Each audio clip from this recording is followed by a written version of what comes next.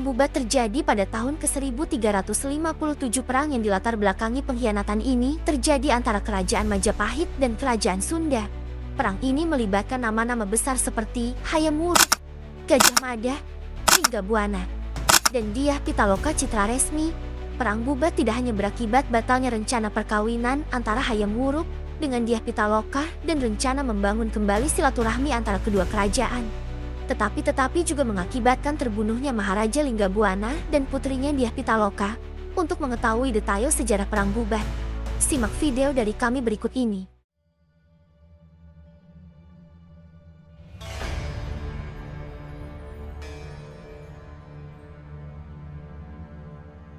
Ini semua berawal dari kisah cinta Dyah Pitaloka dan Hayam Wuruk. Sang Raja Majapahit jatuh cinta pada pandangan pertama saat melihat lukisan seorang putri.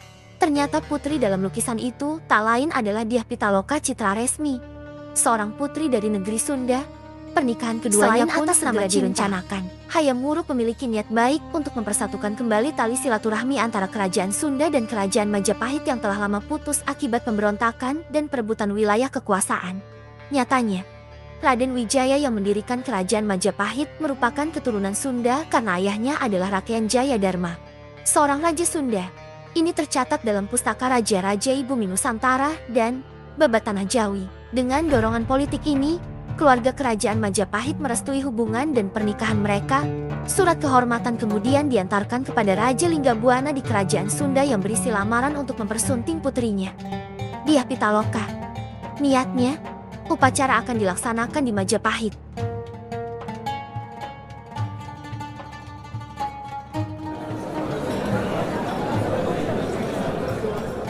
Dari sisi Kerajaan Sunda, mereka merasa terhormat atas rencana pernikahan ini. Sang raja dengan senang hati menyetujui Hayam Wuruk untuk melamar putrinya.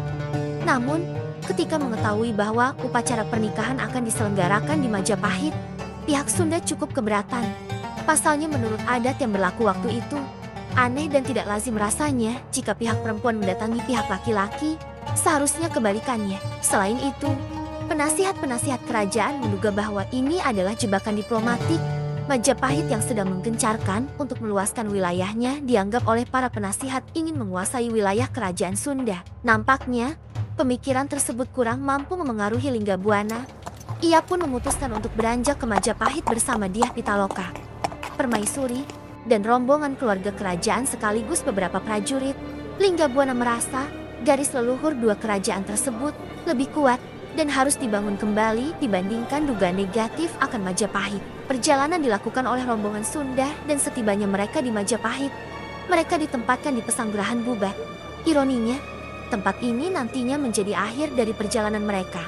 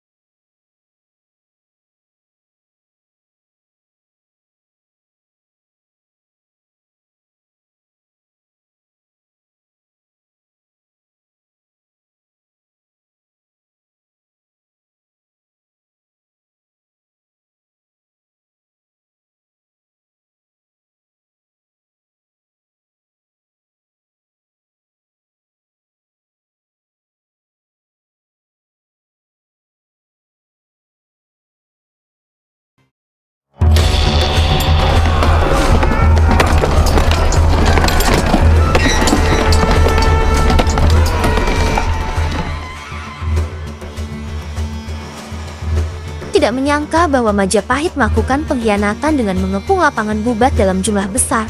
Kerajaan Sunda jelas akan kalah. Jumlah prajurit rombongan yang seadanya dan dengan perlengkapan perang yang minim.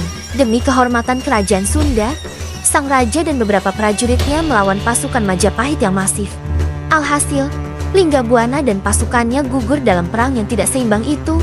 Sang putri yang menyaksikan ayahandanya terbunuh dalam medan perang segera melepas patrem atau tusuk kondenya dan menikam ke jantungnya. Ia lebih memilih belah pati atau bunuh diri demi kehormatan bangsanya daripada harus tunduk ke Majapahit. Aksi berani Dyah Pitaloka pun diikuti oleh para perempuan kerajaan lainnya. Dan rombongan Sunda yang datang ke Majapahit tidak tersisa satu orang pun.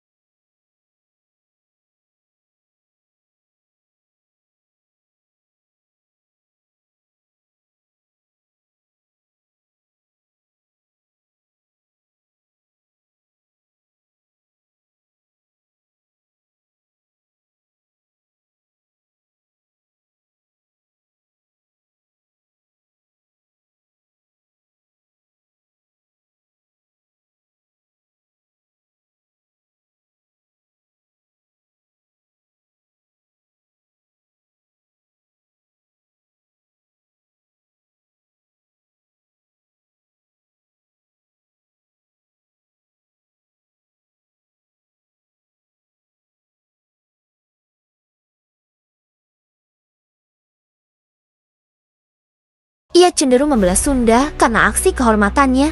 Mereka juga tidak tanggung-tanggung menyatakan bahwa penyulut perang ini adalah Gajah Mada. Dalam naskah Pararaton, tidak begitu detail menceritakan perang Bubat. Ia bahkan tidak menjelaskan siapa biang keladi dari tragedi naas ini. Justru banyak menceritakan soal pasca perang Bubat dan berbagai tindakan Majapahit untuk berkompromi dengan Sunda. Sedang cerita Parahyangan berfokus pada kekecewaan akan Majapahit dan membanggakan aksi kepahlawanan dan pengorbanan rombongan Sunda demi kerajaan. Nah, Selassares, meski luka masih terdapat bekasnya dari kedua sisi. Pemerintah sudah berupaya untuk menghapuskan pamali dan ketidaklaziman yang ada. Contohnya di Jawa Barat sudah ada jalan yang bernama Jalan Majapahit, Jalan Hayam Wuruk, dan Jalan Gajah Mada. Sedangkan di Yogyakarta, Sang Sultan memberi nama Jalan Pajajaran, Jalan Siliwangi, Jalan Majapahit, Jalan Hayam Wuruk, dan lain-lain. Kalau di Surabaya, Sudah ada juga Jalan Sunda Eyeng, Jalan Prabu Siliwangi. Pernikahan antara mempelai Sunda dengan Jawa juga sudah banyak dilakukan. Oleh karena itu, tidak ada alasan lagi untuk kita baik sebagai orang Jawa maupun orang Sunda ataupun orang dari etnis lain untuk saling membenci dan bersaing.